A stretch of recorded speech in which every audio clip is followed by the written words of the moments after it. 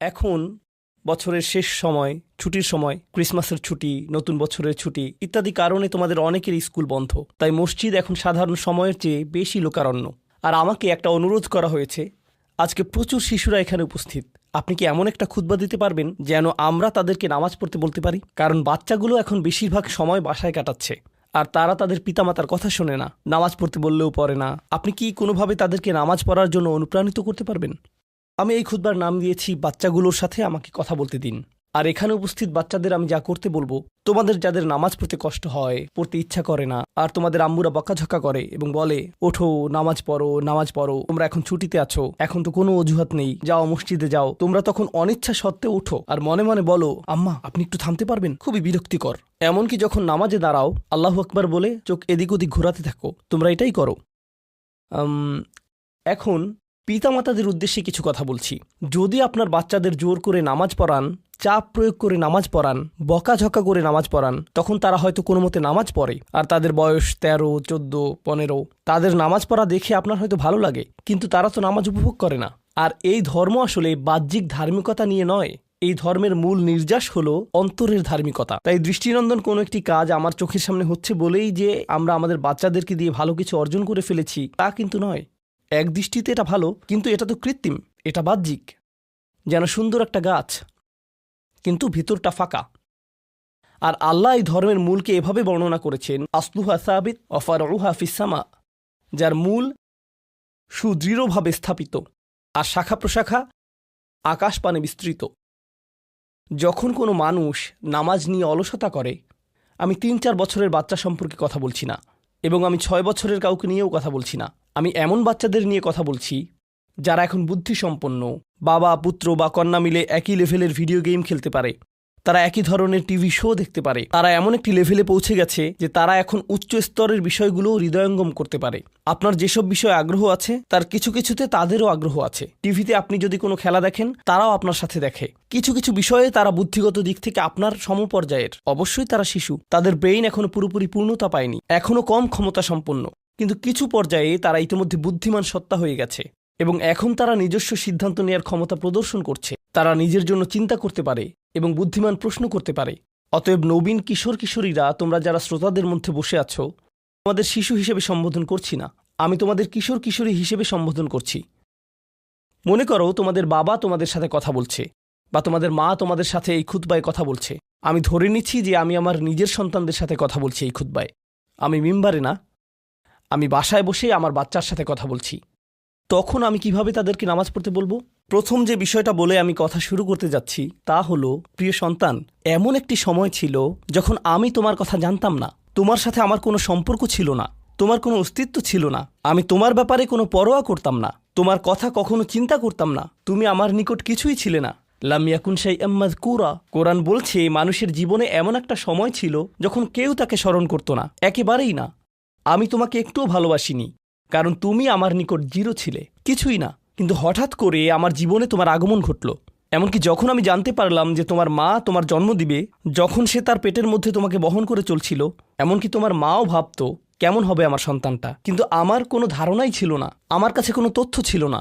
আমার একটা অংশ এই ভয়ে থাকতো যে তুমি হয়তো আমার মতো হবে, কিন্তু আমার কোনো ধারণাই ছিল না কেমন মানুষ হবে তুমি। এমনকি তুমি যখন একটু একটু করে বড় হচ্ছিলে, তুমি যখন একদম ছোট বাচ্চা ছিলে, আমি আসলে জানতাম না তুমি কে। আমি শুধু জানতাম তোমাকে খাওয়াতে হবে, আর মাঝে মাঝে তোমার থেকে দুর্গন্ধ আসতো। এছাড়া তোমার সম্পর্কে আমি তেমন কিছুই জানতাম না। এখন তুমি যেহেতু বড় হয়ে উঠছো, এখন আমরা পরস্পর কথা বলতে পারি এবং যোগাযোগ করতে পারি। তুমি স্কুলে যাচ্ছ, আমরা একই বাড়িতে বাস করি। আমি শুধু তোমাকে জানাতে চাচ্ছি, আমাদের মধ্যে এই সম্পর্কটি সবসময় বর্তমান ছিল না। আমি তোমাকে আরও জানতে চাই, এই সম্পর্কটি সবসময় বর্তমান থাকবেও না। খুবই অল্প কিছু সময়ের জন্য আমরা দুজন একত্রে থাকব, আর অল্প কিছু দিনের মধ্যেই তুমি পুরোপুরি বড় হয়ে যাবে, তুমি যুবক হওয়ার পথে। এটা খুব দূরের জিনিস না। বস্তুত তোমার বাচ্চাকাল থেকে এখন পর্যন্ত সময়টাকে আমার কাছে 1 মাসের মতো মনে হয়। চোখের পলকে তুমি এখনকার তুমি হয়ে গেছো। কিছু বুঝে উঠতে উঠতেই তুমি বড় হয়ে যাবে। একদিন ইউনিভার্সিটিতে যাবে, চাকরি করবে, বিয়ে করবে, এর সব কিছুই ঘটবে ইনশাআল্লাহ, যদি আল্লাহ ইচ্ছে করেন। যখন ওই ব্যাপারগুলো ঘটবে, তখন আমাদের সম্পর্কটা আর আজকের মতো থাকবে না। বাড়িতে এসে তুমি আমার কাছে ছুটে আসবে না, তুমি আমার সাথে সময় কাটাবে না। তোমার নিজের চাকরি থাকবে, পরিবার থাকবে, স্ত্রী থাকবে বা স্বামী থাকবে, তোমার তখন নিজের জীবন থাকবে। সুতরাং আমাদের হাতে একত্রে যে সময়টুকু আছে তা খুবই সীমিত। এমনকি এই সময়টুকুতেও তোমার স্কুল আছে, আমার চাকরি আছে, আমাকে বাজার করতে হয়। আমাদের হাতে হয়তো দৈনিক 20 মিনিট সময় থাকে সত্যিকারের কথা বলার। আমাদের একসাথে অতিশয় সংক্ষিপ্ত কিছু সময় থাকে। তুমি যখন বড় হয়ে যাবে তখন আমার সম্পর্কে তুমি শুধু আমাদের একত্রে কাটানো ওই গুটিকত মুহূর্তগুলোর কথাই স্মরণ রাখবে, কারণ আমাদের কাছে একত্রে কাটানোর মতো 24 ঘন্টা নেই, আমাদের নেই। তো মোট কথা, প্রথম যে জিনিসটি আমি তোমাকে জানাতে চাই তা হলো, আমি তোমাকে কোনো মতে চিনি। আমি জানি আমরা একত্রে বাস করি, কিন্তু আমি সত্যিই তোমার সম্পর্কে খুবই অল্প জানি। কেন জানো? কারণ কোনো মানুষ অন্য কোনো মানুষকে সত্যিকার অর্থে চিনে না। তুমি যা যা চিন্তা করো তার সবটা তো আমাকে বলো না, আর আমিও নিজের চিন্তার সবকিছু তোমাকে জানাই না। কিন্তু এমন এক সত্তা আছেন যিনি তোমাকে চিনতেন, এমনকি যখন তুমি আমার নিকট কিছুই ছিলে না তখনও। এমন এক সত্তা আছেন যিনি তোমাকে তখনও ভালোবাসতেন যখন সৃষ্টি জগতের কেউই তোমাকে ভালোবাসতো না, এই জগতের কেউই তোমাকে স্নেহ করতো না। এমন এক সত্তা আছেন যার সাথে তোমার সম্পর্কটা আগামীতেও থাকবে, যদিও তোমার আমার সম্পর্ক আগামীতে পরিবর্তিত হতে যাচ্ছে। ছোটবেলায় আমার বাবার সাথে আমার এক ধরনের সম্পর্ক ছিল, কলেজে পড়ার সময় তার সাথে সম্পর্কটা অন্য ধরনের ছিল, আর এখন তার সাথে আমার সম্পর্কটা সম্পূর্ণ ভিন্ন রকম। যদিও আমরা একই মানুষ আছি, কিন্তু আমাদের সম্পর্কে আমূল পরিবর্তন এসে গেছে। কিন্তু একজন এমন আছেন যিনি সর্বদা তোমাকে ভালোবেসে গেছেন, তোমাকে নিরাপত্তা দিয়ে গেছেন, তোমার ভালোর জন্য পরিকল্পনা করে গেছেন, তোমার যত্ন নিয়েছেন একেবারে শুরু থেকেই, আর তিনি সব সময় তা করে যাবেন। আর সেই সত্তা আমি নই, আমি তোমার জীবনের একটা পর্ব মাত্র। এটা সুন্দর একটা পর্ব যা আল্লাহ তোমাকে আমাকে একত্রে দান করেছেন, কিন্তু এটা কোনো স্থায়ী পর্ব নয়। এটা ছিল প্রথম ব্যাপার যা আমি তোমাকে জানাতে চেয়েছি। দ্বিতীয় যে বিষয়টি আমি তোমাকে জানাতে চাই তা হলো, আমি যখন তোমাকে নামাজ পড়তে বলি বা কোনো কিছু করতে বলি, তোমার তখন মনে হয় আমি তোমাকে নিয়ন্ত্রণ করছি, তোমার উপর বসগিরি দেখাচ্ছি, তোমাকে কেবল এটা ওটা করতে বলি।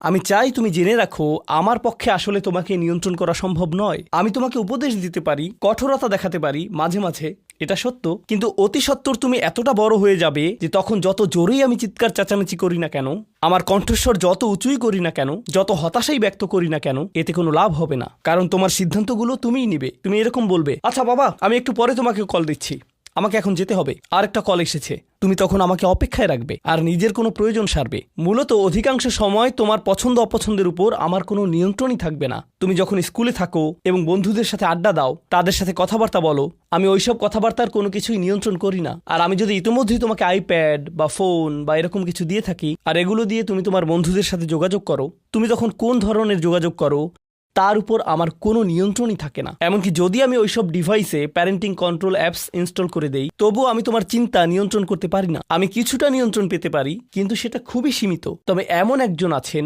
যিনি নিয়ন্ত্রণ করে গেছেন তোমার শরীরের প্রতিটি কোষ। একসময় তুমি যে মাইক্রোস্কোপিক তরল পদার্থ ছিলে, সেটাও তিনিই নিয়ন্ত্রণ করে গেছেন, যা তোমার মায়ের গর্ভে বড় হচ্ছিল, যা নিয়ন্ত্রণ করছিল তোমার জেনেটিক ক্রোম, যার উপর ভিত্তি করে তোমাকে সৃষ্টি করা হয়েছে। কেমন হবে তোমার শরীরের রং, তোমার চুলের আকৃতি, তোমার চোখ, তোমার বুদ্ধি কেমন হবে, তুমি কতটা লম্বা বা বেটে হবে, এর সবকিছুই তিনিই নিয়ন্ত্রণ করে গেছেন। তোমার উপর আসলে তার নিয়ন্ত্রণ আছে, আমার নয়। আমার একটি কথা মনে পড়ে গেল, যা রাসূল সাল্লাল্লাহু আলাইহি সাল্লাম তার মেয়ে ফাতিমা রাদিয়াল্লাহু আনহাকে বলেছিলেন, ইয়া ফাতিমা বিনতি মুহাম্মদ ইত্তাকিল্লাহ ফা ইন্নী লা আমলিকু লাকি মিনাল্লাহি শাইআ। ও ফাতিমা, মুহাম্মাদের কন্যা, আল্লাহর ব্যাপারে সচেতন থাকো। আল্লাহর নিকট আমার কোনো কর্তৃত্ব থাকবে না তোমার ব্যাপারে। এখন আমরা পরবর্তী পয়েন্টে এসে গেছি, যা এই কথার সাথে সম্পর্কিত। আমার যেহেতু নিয়ন্ত্রণ নেই, সত্য হলো তোমার ব্যাপারে আমি যতই সংরক্ষণশীল হই না কেন, আর আমি চাই যে তুমি ভালো করো, তবুও তোমার ভালো আমি নিয়ন্ত্রণ করি না, আর আমি এর জন্য দায়বদ্ধ নই। আল্লাহ প্রতিটি মানবকে তার নিজের জন্য দায়বদ্ধ করে সৃষ্টি করেছেন। দেখো, তুমি যদি ট্রাফিক আইন লঙ্ঘন করো, যদি একদিন ড্রাইভিং লাইসেন্স পাও এবং এরপর রাস্তায় লাল বাতি উপেক্ষা করে চলে যাও, পরে পুলিশ তোমাকে ধরলো, তখন তো তুমি বলতে পারবে না, আপনি একটু আমার বাবার সাথে কথা বলতে পারবেন না। তোমার নিজেকেই এই পরিস্থিতির মোকাবেলা করতে হবে। তোমার ইউনিভার্সিটি প্রফেসর যখন তোমাকে ফেল মার্ক দিবে, তখন তো বলতে পারবে না, একটু থামুন, আমার মাকে একটু কল দেই। না, তুমি নিজেই এই ফেইলের জন্য দায়ী। আইনের কোর্টে তোমার কাজের জন্য তুমি দায়ী। ইউনিভার্সিটিতে তোমার পাস ফেইলের জন্য তুমি দায়ী। তোমার চাকরিতে তুমি তোমার জন্য দায়বদ্ধ। তোমার স্বাস্থ্যের ক্ষেত্রে তুমি কি আহার করো, তুমিই তোমার জন্য দায়বদ্ধ। নিজেকে যে কোনো বিপদে ফেললে এবং নিজের কোনো ক্ষতি করলে তুমি দায়বদ্ধ তোমার জন্য। তোমার বয়স যত বাড়বে, তোমার স্বাধীনতা যত বাড়বে, তোমার দায়বদ্ধতাও তত বৃদ্ধি পাবে। কেউ তোমাকে নিয়ন্ত্রণ করবে না এবং তোমার কাজের জন্য অন্য কেউ দায়ী হবে না। লা তাজিরু ওয়াজিরাতুন উযরা উখরা, কোনো ভার বহনকারী অন্যের ভার বহন করবে না। আমি আসলে তোমার জন্য দায়ী নই। আর শেষ বিচারের দিন আমরা প্রত্যেকে সম্পূর্ণ একাকী আল্লাহর সামনে উপস্থিত হব। এখন এই দুনিয়াতে আমরা একসাথে একত্রে বসবাস করছি, আমরা একই পরিবারের সদস্য, আমরা কোলাকুলি করি, আমি আমৃত্যু তোমাকে ভালোবাসি, আমি সর্বদা তোমাকে নিয়ে চিন্তা করি। কিন্তু সামনে এমন একটা দিন আসছে যেদিন আমরা আমাদের সমগ্র অস্তিত্বের সবচেয়ে নিঃসঙ্গ সময় পার করব। বস্তুত শেষ বিচারের দিন তুমি যদি আমার কাছে দৌড়ে আসো, এমন হতে পারে যে আমি তোমার থেকে দৌড়ে পালাবো। তোমাকে চিনি না আমি, দূর হও আমার কাছ থেকে। আমি এখন আমার হিসেব নিয়ে চিন্তিত, কারণ তোমার সাথে আমার সম্পর্কটি ছিল সামান্য কয়েকটি ক্ষুদ্র সেকেন্ডের জন্য আল্লাহর সাথে সম্পর্কের তুলনায়, যে সম্পর্কটি আরো অনেক বড়, অনেক বেশি পুরনো, আর ওটা থাকবে আরো বেশি সময় ধরে। আমাকে এখন ওই সম্পর্কটা নিয়ে ডিল করতে হবে শেষ বিচারের দিন। অতএব আমাদের এই সম্পর্কটি ইয়াউমা ইয়াফিরুল মারউ মিন আখিহি ওয়া উম্মিহি ওয়া আবিহি, এই ধরনের সব আয়াত। লোকটি পালাবে তার মা থেকে, তার বাবা থেকে, তার ছেলে মেয়েদের থেকে, তার ভাই বোনদের থেকে, তার স্ত্রী বা স্বামী থেকে। কেউ কেউ ভাবছেন স্ত্রী থেকে পালানো, এটা তো আমি বর্তমানেও করি। তো পরবর্তী যে বিষয়টি আমি তোমাকে জানাতে চাই তা হলো, আমি তোমার কাছ থেকে সম্মান অনুভব করতে চাই, ঠিক যেভাবে তুমিও আমার প্রদত্ত যত্ন অনুভব করতে চাও। তুমি যখন কাউকে ভালোবাসো তখন কেমন যেন তার কাছে তোমার একটা চাহিদা তৈরি হয়। আমার নিকট তোমার চাহিদা হলো বাসার সমস্ত প্রয়োজন ঠিকমতো মেটানো হচ্ছে তো, আমার দায় দায়িত্বের অন্তর্ভুক্ত। আমার কাছে তোমার চাহিদা হলো আমি যেন কারেন্ট বিল প্রদান করি, ঘরের এসিটা যেন কাজ করে। তুমি চাও আমি যেন তোমার স্কুলে যাওয়া নিশ্চিত করি, তুমি চাও আমি যেন তোমাকে জামা কাপড় কিনে দেই। এগুলো আমার দায়িত্ব। আর আমি চাই তুমি যেন আমাকে কিছুটা সম্মান প্রদর্শন করো এবং শ্রদ্ধা দেখাও এবং আমার কথা শোনো। এগুলো তো সবাই বুঝে, কিন্তু আল্লাহর সাথে তোমার সম্পর্কটা অন্যরকম। তার কাছ থেকে তোমার অনেক কিছু দরকার, কিন্তু তোমার কাছ থেকে তার কোনো কিছুরই দরকার নেই। তোমাকে তার একটুও প্রয়োজন নেই। আসলেই তার কারোরই দরকার নেই বা কোনো কিছুরই দরকার নেই। চলো তোমার সম্পর্কে কথা বলি। তুমি যখন বলো আমাকে কেন নামাজ পড়তে হবে, আমার নামাজ আল্লাহর কেন এত দরকার, তোমার কোনো কিছুরই আল্লাহর প্রয়োজন নেই। এই নামাজ কোনোভাবেই তার উপকারে নয়। আল্লাহ এমনকি বলছেন যখন কোনো কিছুই থাকবে না, চলো কোরআন থেকে একটা উদাহরণ দেই। যখন এই মহাবিশ্বে কিছুই থাকবে না, চলো কয়েক সেকেন্ডের জন্য আল্লাহর গৌরব নিয়ে কথা বলি। সম্প্রতি বিশ্বকাপ চলার সময় আমি কাতারে ছিলাম। যেই টিম জয়লাভ করে, আর্জেন্টিনা জয়লাভ করে, তাদের জন্য এটা ছিল একটা দারুণ গৌরবময় মুহূর্ত। সবাই তাদেরকে নিয়ে আনন্দ উৎসবে মুখর। কল্পনা করো খেলোয়াড়টাকে নিয়ে উৎসব চলছে, কিন্তু কোনো দর্শক নেই, কোনো ক্যামেরা নেই, কোনো স্টেডিয়াম নেই, কিচ্ছু নেই। একটা লোক একা একা একটি দ্বীপে বাস করে, সে ফুটবলটাতে লাথি দিয়ে একটা গোল করে ফেলল আর বলে উঠল, ইয়ে আমি সেরা। কিন্তু কেউ তো সেখানে নেই। এমন ঘটনার কথা শুনলে মনে করবে লোকটি পাগল হয়ে গেছে, তাই না? গৌরব পেতে হলে গৌরব করার মতো একদল দর্শক থাকতে হবে। স্বীকৃতি পেতে হলে একদল মানুষ আশেপাশে থাকতে হবে যারা স্বীকৃতি দিবে। প্রশংসা পেতে হলে, কদর পেতে হলে নিজে নিজে তো আর প্রশংসা পেতে পারো না। এমন কেউ থাকতে হবে যে তোমার জন্য এই প্রশংসাটা করবে। কিন্তু আল্লাহ বলেন, কুল্লু মান আলাইহা ফান ওয়া ইয়াবকা ওয়াজহু রাব্বিকা যুল জালালি ওয়াল ইকরাম। তিনি বলেন সব কিছুই ধ্বংস হয়ে যাবে এই ধরাপৃষ্ঠের, তথাপি তোমার রবের চেহারা থেকে যাবে। আল্লাহই একমাত্র সত্তা, যিনি তখনও মহিয়ান এবং গরিয়ান।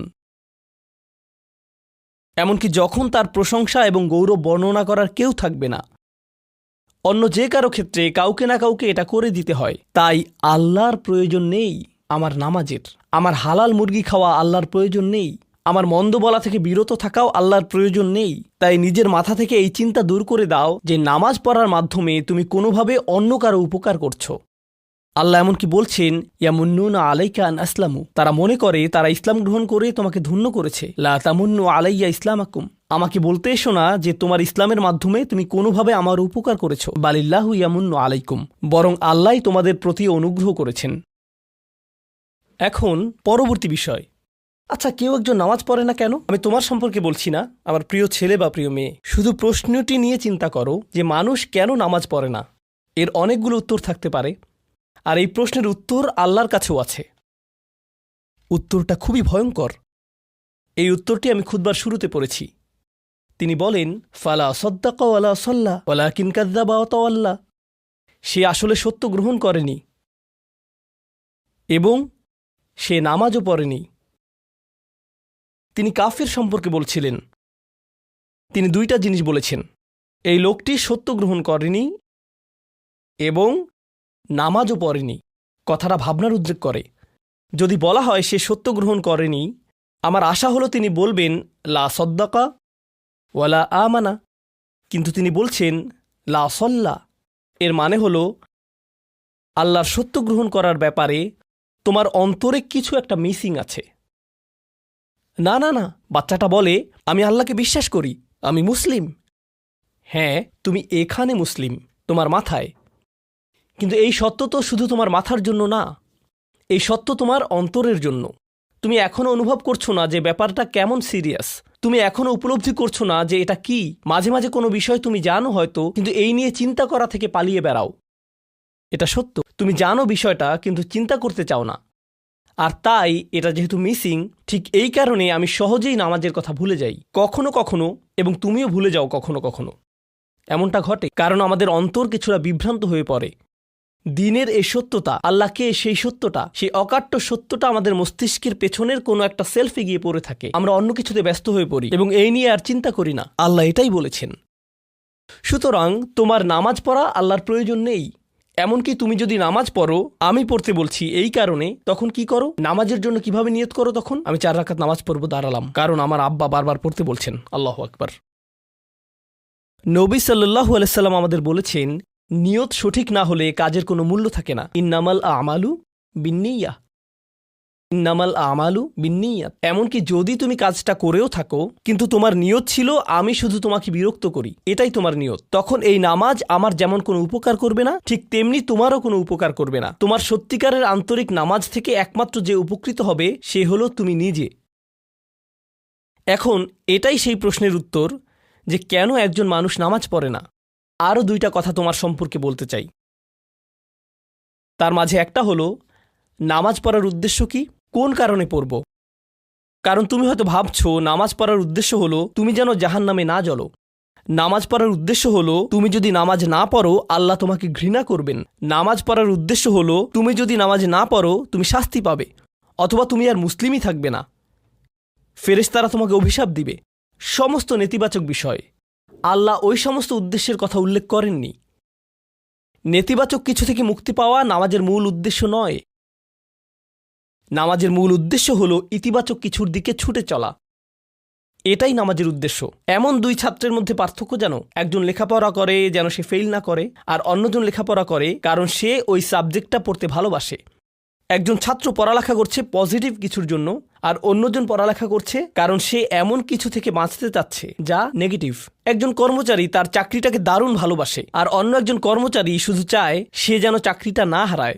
তারা একই চাকরি করছে, একেবারে অভিন্ন চাকরি, কিন্তু একজন চাকরিটা করতে পেরে কি যে খুশি, কত যে আনন্দ তার, আর অন্যজন খুবই হতাশ, সবসময় মনমরা ভাব। কেন?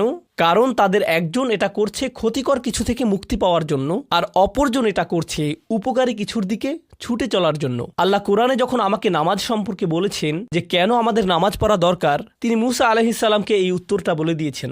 যখন তিনি তার সাথে সাক্ষাৎ করেছিলেন তিনি বলেছেন, আকিমিস সলাতা লিযিকরি, আর আমাকে স্মরণ করার উদ্দেশ্যে নামাজ কায়েম করো। তোমার নামাজ ঠিক রাখো যেন তুমি তোমার রবকে স্মরণ করতে পারো।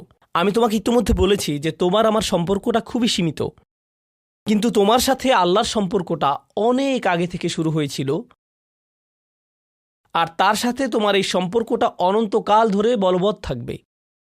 তাই সেই সম্পর্কটির কথা স্মরণে আনা আবশ্যক, কারণ ভালো যত কিছু তোমার কাছে আসে তা আসে ওই সম্পর্কটা থেকেই। সামান্য কিছু ভালো জিনিস তোমার বাবার কাছ থেকে আসে, কিছু কিছু ভালো জিনিস, কিন্তু সকল ভালো জিনিস যা তোমার কাছে আসে তা আসে একমাত্র ওই সম্পর্কটির কারণে। যদি তুমি চাও সকল উপকারী জিনিস তোমার জীবনে অবস্থান করুক, তখন তোমাকে অবশ্যই তার কথা স্মরণ করতে হবে যার নিকট থেকে সকল কল্যাণের আগমন ঘটে, যার নিকট থেকে সকল নেয়ামতের আগমন ঘটে, সকল রিজিকের আগমন ঘটে, সকল হেদায়েতের আগমন ঘটে। আর তাই আল্লাহ বলছেন সর্বোত্তম যে উপায়ে তুমি এটা করবে তা হলো নামাজের মাধ্যমে তুমি আমাকে স্মরণ করবে। এজন্যই তোমার নামাজ পড়া দরকার। আচ্ছা, পরিশেষে এজন্যই তোমার এটা করা উচিত, কিন্তু তুমি এটা করছো বলেই সঠিক নিয়ত সহকারে আল্লাহ বলছেন কেবল এখানেই শেষ নয়, এর কিছু উপকারিতাও আছে।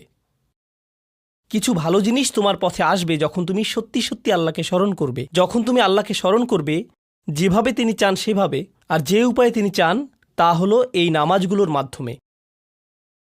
তুমি যদি এটা করতে পারো, আল্লাহ বলছেন ইন্না সলাতা তানহা আনিল ফাহশা ওয়াল মুনকার। এমনকি এই আয়াতেও ওয়ালা যিকরুল্লাহি আকবার, তিনি বলছেন নামাজের মধ্যে এই উপকারটি আছে যে এটা তোমাকে অশ্লীলতায় পড়ে যাওয়া থেকে রক্ষা করবে। কারণ অশ্লীলতা তোমার চারপাশে বিরাজমান, আর আমি প্রিয় পুত্র তোমাকে এটার সম্মুখীন হওয়া থেকে রক্ষা করতে পারবো না। অশ্লীলতা তোমার ফোনে, অশ্লীলতা তোমার স্কুলে, অশ্লীলতা তোমার বন্ধুদের মাঝে, অশ্লীলতা ঈদের অনুষ্ঠানে, যখন কোনো কর্নারে গিয়ে বন্ধুদের সাথে আড্ডা দাও, অশ্লীলতার উপস্থিতি তুমি সর্বত্র দেখতে পাবে। প্রতিবার যখনই তুমি অশ্লীলতার দিকে এগিয়ে যাবে তোমার অন্তর ক্ষতিগ্রস্ত হয়ে পড়বে। আর আল্লাহ বলছেন যদি তুমি এই নামাজগুলো আদায়ে যত্নবান হও, এগুলো তোমাকে অশ্লীলতার করাল গ্রাস থেকে রক্ষা করবে। একবার যদি তুমি অশ্লীলতায় ডুবে যাও, তখন তুমি হয়ে পড়বে যেমন তুমি যদি দূষিত বাতাসে নিঃশ্বাস নাও, প্রথম তোমার কাশি আসবে, কিন্তু যদি এতে বেশিক্ষণ অবস্থান করো একসময় এতে তুমি অভ্যস্ত হয়ে পড়বে।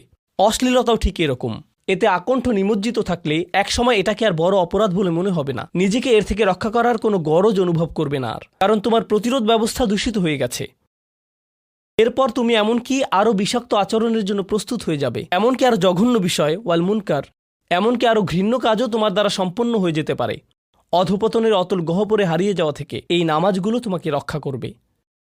এই জন্যই তোমার নামাজ পড়া দরকার, এই সমস্ত কারণেই তোমার নামাজ পড়া প্রয়োজন। আমি বলেছি এই জন্য না, এই সমগ্র ভ্রমণের শেষে সিদ্ধান্তটা সম্পূর্ণরূপে তোমার। কারণ আল্লাহ হয়তো আগামীকালই আমাকে নিয়ে যেতে পারেন, আল্লাহ হয়তো আমাকে 1 বছরের মধ্যেই নিয়ে যেতে পারেন। তোমার এবং আমার মাঝে যে এই সম্পর্কটা বর্তমানে আছে, এমনকি যদি আমরা 100 বছরও বাঁচি, আমরা এর চেয়ে বেশি বাঁচতে পারবো না। একটা সময় আছে যখন এর সমাপ্তি ঘটবে, কিন্তু ওই সম্পর্কটি, তুমি যদি সত্যিই ওই সম্পর্কটি সম্মান করতে চাও, নামাজ পড়ো। তোমার প্রতি এটাই আমার উপদেশ। এখন আমি পিতামাতার উদ্দেশ্যে কথা বলবো। এটা হবে ছোট্ট একটা রিমাইন্ডার আমার জন্য এবং আমাদের সবার জন্য, আমাদের পিতামাতাদের জন্য। সন্তানাদি আল্লাহ প্রদত্ত একটা নিয়ামত, তাদেরকে এজন্য দেওয়া হয়নি যেন আমরা তাদের নিয়ন্ত্রণ করতে পারি। যত বেশি আমরা তাদেরকে নিয়ন্ত্রণ করতে চাইব, তত বেশি হতাশ হব সকল অবস্থাতেই। আমি দেখেছি এমনটা, বিশেষ করে যে পরিবারগুলো তাদের সন্তানদের দিনের সুরক্ষা করতে চায়, তারা যত বেশি সন্তানদের উপর জোর করে দিন চাপিয়ে দিতে চায়, তত বেশি ওই ছেলেমেয়েগুলো অদ্ভুত সব উপায়ে বিদ্রোহ প্রকাশ করে। কারণ যে বিষয়টা আল্লাহ চান আপনি তাদেরকে প্রদান করুন, আপনার ছেলেমেয়েদের কাছে আপনার যে সুযোগ আছে সেটা তাদেরকে আপনার আদেশ নিষেধ মানতে বাধ্য করার জন্য নয়। সুযোগটা এই জন্য দেয়া হয়েছে যেন আপনি তাদেরকে এমন সব বিষয়ে চিন্তা করাতে পারেন যা শুধু আপনার পক্ষেই চিন্তা করানো সম্ভব, তাদেরকে এমন সব বিষয়ে পছন্দ করাতে পারেন যা শুধু আপনার পক্ষেই পছন্দ করানো সম্ভব।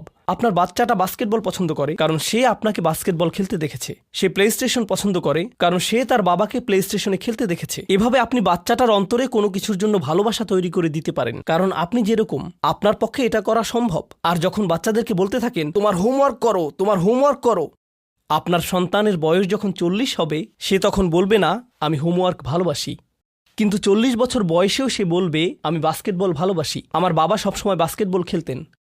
আপনি যা ভালোবাসেন তা ট্রান্সফার হয়ে তার কাছে চলে যায়, আর যা করতে বলেন তা প্রত্যাখ্যাত হয়ে যায়। এমনটি আপনার ক্ষেত্রেও ঘটেছিল।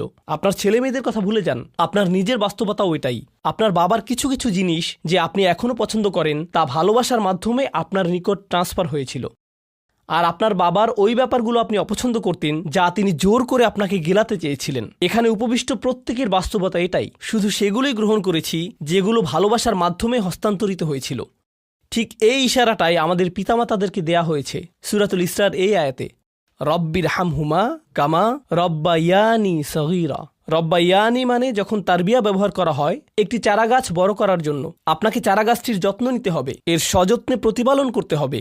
গাছটির প্রতি চিৎকার চেঁচামেচি করলে তো হবে না, তাড়াতাড়ি বড় হও, তাড়াতাড়ি লম্বা হও।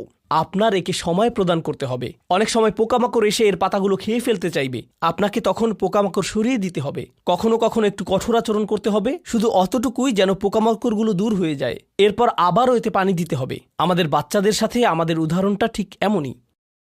ঠিক এ কারণেই আমরা আমাদের মাতা পিতার জন্য এই দোয়াটা করি। আমি দোয়া করছি আল্লাহ যেন আমাদের সন্তানদেরকে হেদায়েত দান করেন, যা শুধু তার পক্ষেই দেওয়া সম্ভব। দোয়া করছি আল্লাহ তাদের অন্তরে ইস্তিকামা প্রদান করুন, যেন তারা তাদের জীবনে সঠিক সিদ্ধান্ত নিতে পারে। আরও দোয়া করছি আল্লাহ তাদেরকে ইব্রাহিম আলাইহিসসালামের দোয়ার মতো করুন, যা তিনি আমাদের সবার জন্য করেছিলেন। রব্বি জাআলনি মুকিমাস সলাতি ওয়া মিন যুররিয়াতি, হে আমার রব, আমাকে সালাত কায়েমকারী বানান এবং আমার বংশধরদের মধ্য থেকেও। আল্লাহ তাআলা এখানে উপস্থিত পিতামাতাদেরকে, আমাকে সহ সবাইকে এমন দৃষ্টান্তে পরিণত করুন যে আল্লাহকে ভালোবাসে এবং যে নামাজকে ভালোবাসে, যেন আমাদের ছেলেমেয়েরা নামাজের প্রেমে পড়ে যায় আমরা যেভাবে নামাজকে ভালোবাসি তা দেখে। বারাকাল্লাহু লি ওয়া লাকুম ফিল কুরআনিল হাকিম ওয়া নাফা'নি ওয়া ইয়্যাকুম বিল আয়াতি ওয়াজ যিকরিল হাকিম।